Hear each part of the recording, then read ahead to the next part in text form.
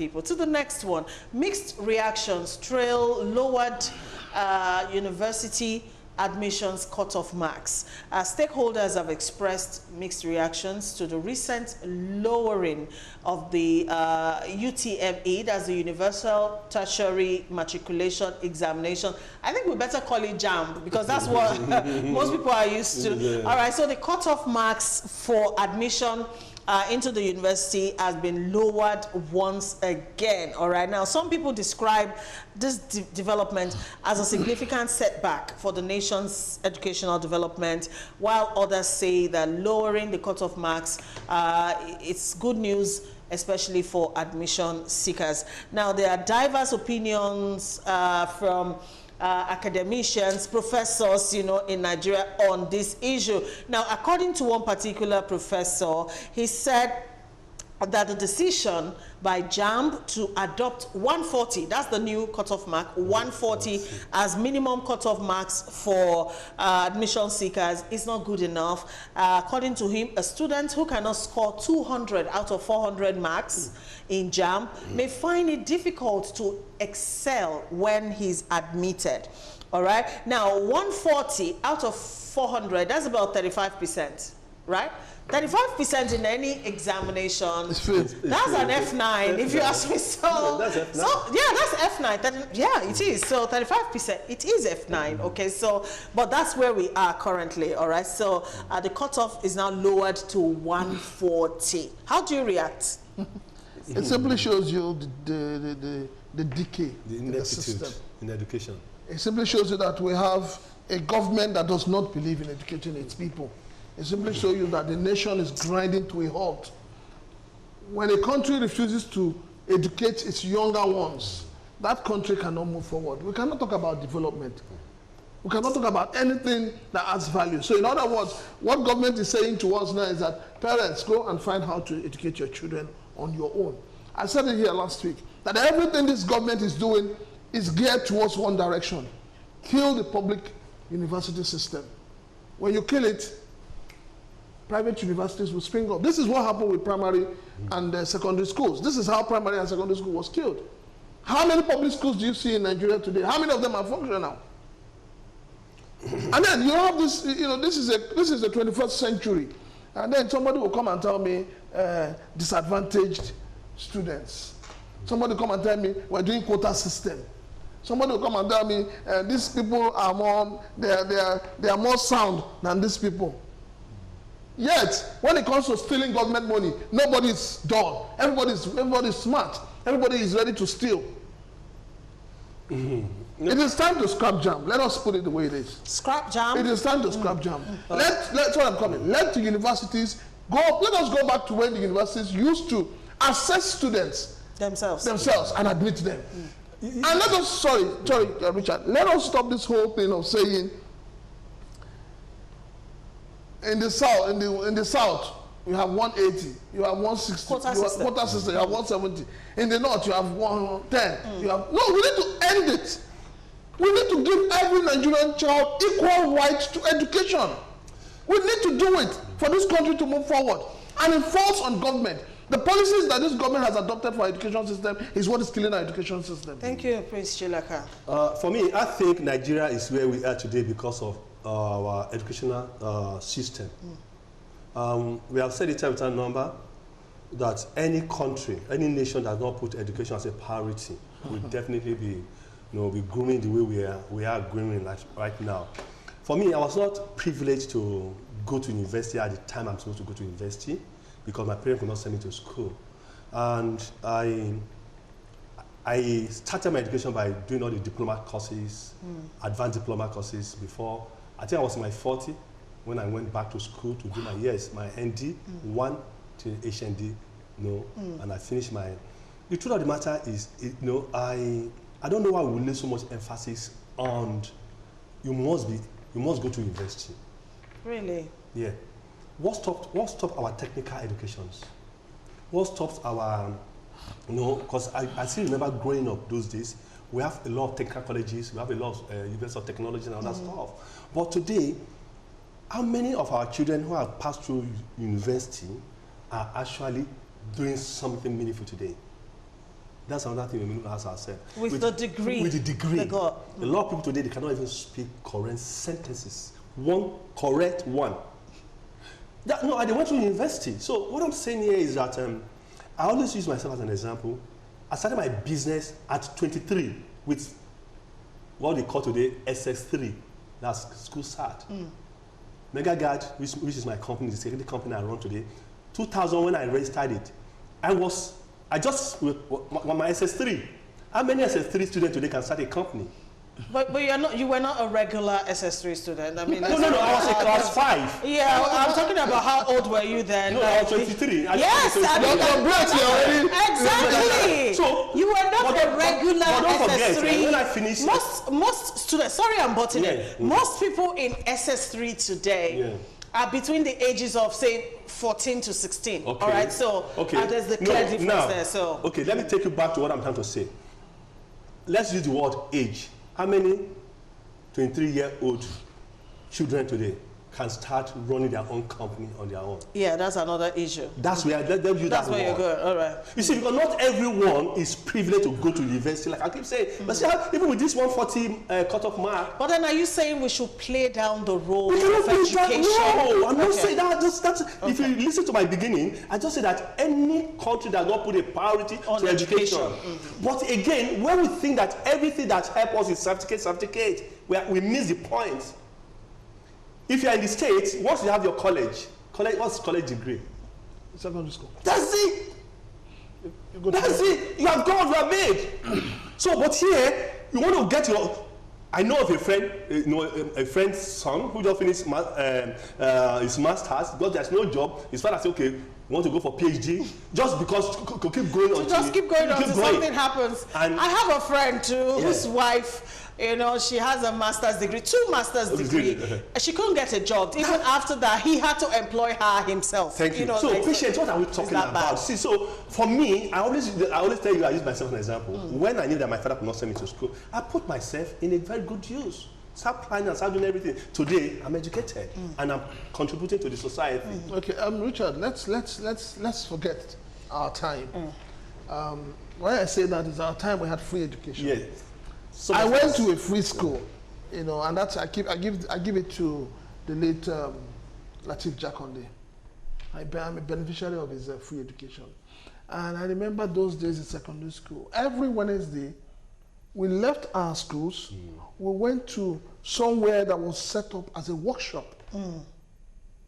You go and learn trade. That's it. You're either learning carpentry, electrical. You must go and learn, and it was continuous for that whole. Once you get to primary 5, it's called vocational studies. In my time, it was compulsory, and it built a lot of us. It built a lot of young people. It built a lot of young people, and that was the beauty of what public school. Nobody wanted to stay at home. Nobody could shed tears. Oh, I can't go to school because I don't have sandal, I don't have school bag, I don't have books. The books were there. Everything was at your beck and call. So if you decide not to take advantage of it, and your parents decide not to push you to do it, it's now left for you. But today, what do you have? We have a country that is ridden by poverty, hunger, bad governance. We even have some states in Nigeria today that does not register for WAEC. So what do you have? So how do we move forward? But I want to ask you a question. That's a attempt to cut in.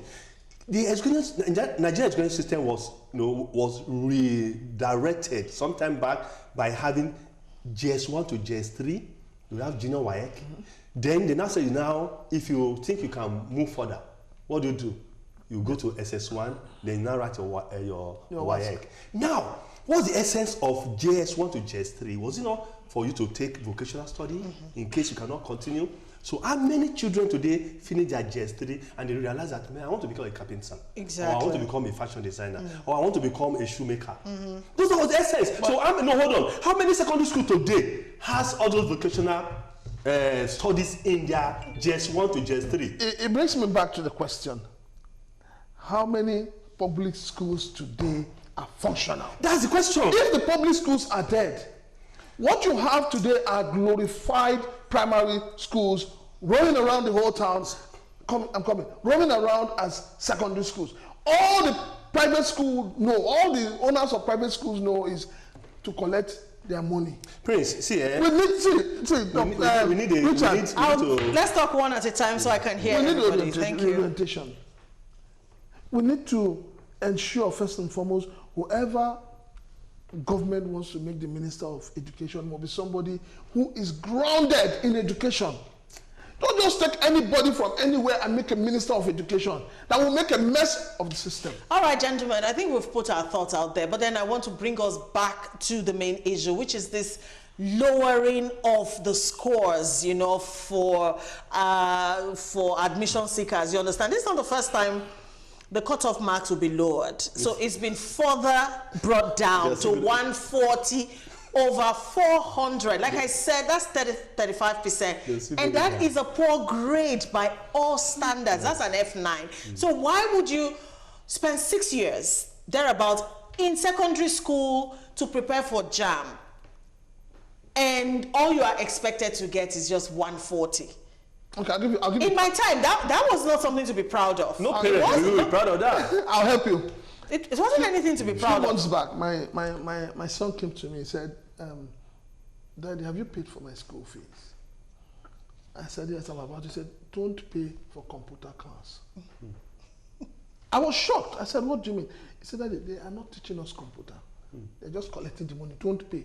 If they ask you why you didn't pay, tell them that your son, said you should not pay. And I didn't pay. And nobody came to ask questions. You see that? So we have a failed system. You see that? The system has failed. Parents need to open their eyes and get more involved. It's a sad development. We all need to come together. The same thing I asked my intern yesterday, that for a lot of students in Polytechnic that study mass communications, how many of them use console in their school? They say none of them. Me, I went through I've had interns who have understudied me over time from the university. Yes. And before you go and do internship, you should be like in your second or third year in the university. And they don't know how to navigate on a computer. That's it. You know, like, it's shocking, but it's the reality. Yes. They don't know how to navigate on a computer. And I'm like, what do you use in school? Okay, I understand in my time, computers were not really like a thing, okay? But now, literally like a 5-year-old, you know, already knows how to swipe and do major, like in the university, they don't know how to work on a computer. Sorry, patience. I'm very sure they are watching me right now in Lasco Tech. That's what I finished 4 or 5 years back. I said we don't know anything about console. The school studio. It is the lecturer that will be teaching you this. But for students, I ask myself, so what's the essence of children studying mass communication and you cannot navigate yourself? Richard, you're talking. You talked about intern. You talked about intern. Have you taken time to examine the kind of youth corpus we have out there? No. Yeah. We're talking about graduation. Yes. I saw a recent skit online. This person was interviewing youth coppers. They were coppers in uniform. I'm sure a lot of people have seen that. Is it a skit or is it a reality? Something for us to cry about. Youth coppers, they finished from university. The guy was asking, what is 5:45? They don't know, they can't tell the time. Like they don't know 5:45 is 15 minutes to 6. I was hearing ridiculous answers. Like I didn't believe it. I was like, are they acting out a script? No, like really. And then it's not acted, it's real. That's to tell you how bad. Have you sat down to read some application letters? Please let me not even go there. I don't know. My little son. See, standards. I don't know, parents, we need to do more, like you mentioned. My little boy knows you can't speak some kind of English near me. Not because like I'm a perfectionist or anything, but I just know that the more you do some things consistently, it becomes a part of you. If you allow those kind of things, they grow up speaking bad English. So immediately he makes a mistake, he corrects himself. Immediately. You know that mommy will not take it. Then imagine someone who's been through all the school. Been through what? No. Let us just be for once. Let us, as we sit on this table, let's be sincere with ourselves. Been through what? Patience, what? No, I'm coming. Been through what? This is since February, universities has been shut down. And we're talking about education. Even at that. When the universities open up now, and when they finally agree with federal government, what happens? They rush them. Nobody's really learning anything. Nobody. So what are we really talking about? The educational system. I think we really feel for our children. The educational system has gone down the drains. True. Parents need to wake up. True. It's not about putting your child in one school where you're paying 5 million, 10 million. No, it's about quality. But Prince, are they learning anything? Because these days, the kind of schools some parents put their children into, it's not really because they are bothered about what these children are assimilating. It is about status. People are now, it's like a competition. And it's the reality. We have to say the truth. Yeah. You understand, like you mentioned the name of the school, then you didn't know that you have arrived. Yeah. But that shouldn't be it, all right? Now, this recent lowering of JAMB cutoff marks, for me, I find it quite worrisome. You know, like, okay, my child is going to write JAMB, and I'm just expecting him or her to just barely pass it and move. I recall when I was sitting for JAMB in my time, I wrote JAMB twice. The second time, my parents were not playing with me. They're like, you didn't get it the first time. This second time, I recall night after night, God bless the soul of my mom, you know where she is now. She used to sit down with me, even when there's no light, and put on the lantern.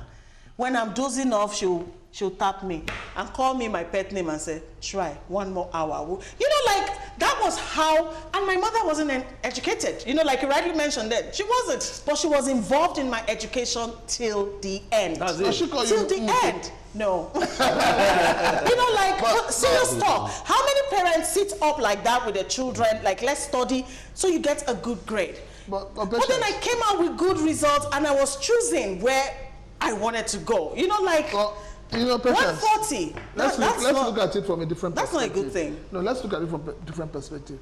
For JAMB to cut it down to 140, you can imagine the scripts that have been marked. What was the highest? You know, you just don't bring down the scores for bringing down sick. It simply means that on a scale of 100, maybe only 10 people got up to 140 or 150. I'm just going to say one thing, and I'm going to maintain that. If you're a parent out there today, and all you are thinking about is university degree for your ward, I think we need to think more than that.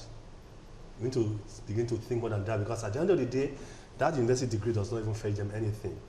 There's a major organization that I know recently in Ikoyi, and they're recruiting. You know, their starting point is 50,000 naira. For a BSc. And I ask myself, so what's the essence of studying my, So I think we need to begin to think about way forward in education in Nigeria. Exactly. Thank you so much, Mr. Amuwa. Now, according to a retired professor of education evaluation, he says that this recent decision by JAMB indicated that the teaching and learning processes in our schools has been ineffective. All right. In his words, the immediate implication is that our school system is not living up to expectations in the production of future leaders for the nation, as garbage in equals garbage out. This trend, if not arrested, will likely lead to the collapse of the entire education system, leadership development process, and societal development as a whole. All right, and I think that's just apt. It just describes the whole situation. All right, we have Shegun from Ojota on WhatsApp, and Shegun says JAMB knows why cutoff point was fixed at 140. It might be it was over syllab test. What's over syllab? I don't know. All right, this other one here, Idowu from Alakbere, says your guest talked about scrapping JAMB because of non-national application. Please note that JAMB is for the South. The North has her special admission system. Okay, all right, let's read more messages very quickly. Uche from Unewi says you cannot give what you don't have. The same UAE gave Nigerian government the list of terrorist sponsors fomenting terror. Yet, up till now, none of the names has been mentioned by the government. So what do you expect from the cultists anywhere when bandits are terrorists who are their ogas are bugaing everywhere in Nigeria? God have mercy. All right, so Uche, you came back with it's only in Nigeria that you can see a government house on fire, and yet the same government is giving fire extinguishers to another government house on fire to quench the fire in another country. Tell me how on earth Should a responsible government cough out about 1.5 billion worth of exotic vehicles in the name of fighting insecurity? I don't understand.